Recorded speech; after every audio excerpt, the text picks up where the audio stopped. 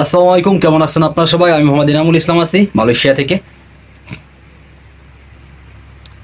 আসলে আমি বরাবরের মতোই মালয়েশিয়ার সকল তথ্য আপডেট দেওয়ার চেষ্টা করি, কিন্তু আজকে তথ্য আর আপডেট না, আজকে একটা ভিন্ন খবর, একটা ভিন্ন বিষয় আর কি আপনাদের মাঝে আসলে শেয়ার করব।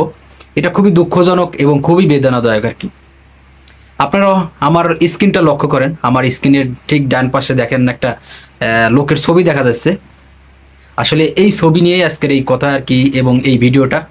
আপনারা যারা প্রবাসী আছেন, প্রবাসে যারা আছেন অলরেডি, সৌদি আরব, কাতার, কুয়েত, বাহরাইন এবং মালয়েশিয়াতে যারা আছেন, বিশেষ করে পৃথিবীর বর্তমান সিচুয়েশানে পৃথিবীর প্রত্যেকটা দেশেই বর্তমান কিন্তু কাজের একটি সংকট, কাজের সংকট। সে জায়গায় আপনার যদিও সব দেশে এখন লোকজন নিচ্ছে, প্রত্যেকটা দেশে কিন্তু এখন লোকজন নিচ্ছে, এবং প্রত্যেকটা দেশের ভিসা প্রসেসিং সব জায়গায় কিন্তু খোলা, সব দেশে লোকজন যাতায়াত করতেছে আর কি। করোনার পর থেকে আর কি স্বাভাবিকভাবে যাতায়াত করতেছে বর্তমান সময়ে সব দেশেই। এখন আপনাদেরকে বলি, মূল কথা হলো, স্ক্রিনে যে ভদ্রলোকটা দেখতেছেন, আমাদের একজন রেমিটেন্স ভাই, একজন রেমিটেন্স যোদ্ধা।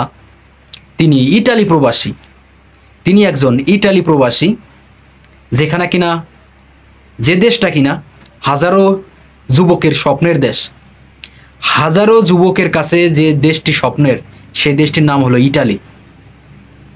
আমরা বাংলাদেশ থেকে যখনই কিনা ইটালির নাম শুনি, তখনই কিন্তু আমাদের মনে হয় যে ইস, আমি যদি ইটালিতে যাইতে পারতাম।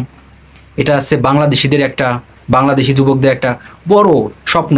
আমি যখন মালয়েশিয়াতে আসছিলাম 2018 সালে, তখনও আমি মনে করতাম যে ইস, আমি যদি ইটালি অথবা ভালো ভালো কোনো দেশে যাইতে পারতাম। এটা একটা সিস্টেম ছিল, কিন্তু আল্লাহ পাক আমার রিজিক রাখছে মালয়েশিয়াতে, এই কারণে আমি মালয়েশিয়াতে আসছি।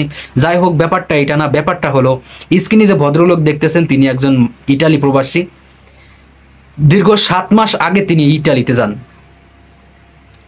ইটালিতে যাওয়ার পর, স্বপ্নের দেশ ইটালিতে যাওয়ার পর ওইখানে আর কাজ হয় নাই। দীর্ঘ 7 মাস তিনি বেকার অবস্থায় ইটালিতে বসে রয়েছেন।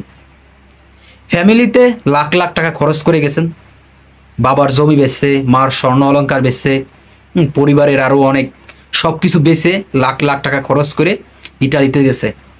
ইটালিতে যাওয়ার পর মজার বিষয় হলো, ইটালিতে যাওয়ার পর তিনি 7 মাস কাজ নাই, দীর্ঘ 7 মাস তিনি কাজবিহীন বসে রয়েছে। এমনিতে ফ্যামিলির এত টাকা চিন্তা, হ্যাঁ, অনেক টাকা ঋণ দিন আছে, এই একটা চিন্তা। এরপরে ফ্যামিলির একটা ডিপ্রেশন আছে, এরপরে কাজের একটা ডিপ্রেশন। এই সকল ডিপ্রেশন নিয়ে এই আমার এই স্ক্রিনে থাকা ভাইটি, প্রবাসী ভাইটি, তিনি আর চাপ সহ্য করতে পারে নাই। তিনি যে চাপটা সহ্য করবে, এই চাপটা সহ্য করতে পারে নাই।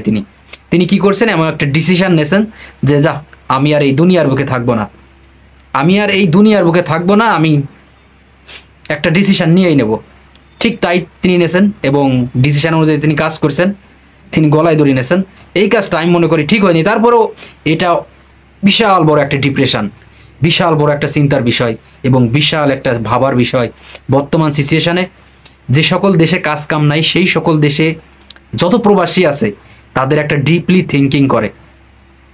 বিশেষ করে মালয়েশিয়াতে যারা কিনা 6-7 লাখ টাকা খরচ করে আসে কাজ নাই, কাজ পাচ্ছে না, হ্যাঁ, পরিবারে বড় মোটা অঙ্কের একটা ঋণ আছে, তাদের কিন্তু এই মাথায় এই ডিপ্রেশনটা সবসময় ঘুরপাক খায়, সবসময়। সো এইখানে আমার একটা কথা আছে, আপনাদেরকে একটু গুরুত্বপূর্ণ সহিত বলার চেষ্টা করব, আপনারা ভিডিওটা কন্টিনিউ করবেন দয়া করে। আসলে ব্যাপারটা হলো এইটাই যে পৃথিবীতে আপনি বেঁচে থাকলে, পৃথিবীতে আপনি বেঁচে থাকলে আপনি লাখ লাখ টাকা ইনকাম করতে পারবেন, আপনি লাখ লাখ টাকা ইনকাম করতে পারবেন। আপনার লাইফ লিড যেভাবেই হোক আল্লাহ পাক চালাই নিয়ে যাবে। আর যদি আপনি এই সব জিনিস সহ্য না করতে পারেন, অথবা চাপ যদি সহ্য না করতে পারেন, যদি আপনি কোনো অকারেন্স করেন, তাহলে কিন্তু এটা আপনার নিজেরই ক্ষতি।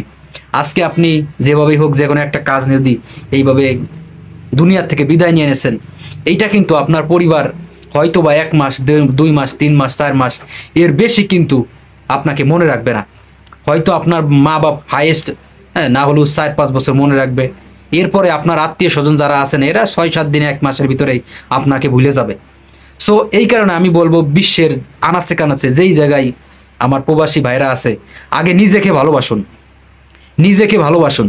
টাকা আমরা ইনকাম করতে আইছি, একদিন পরে অথবা আগে আমরা টাকা ইনকাম করব, ঠিক আছে, কিন্তু নিজেকে যদি আপনি ভালো না বাসতে পারেন, তাহলে কিন্তু আপনি টিকতে পারবেন না কোথাও।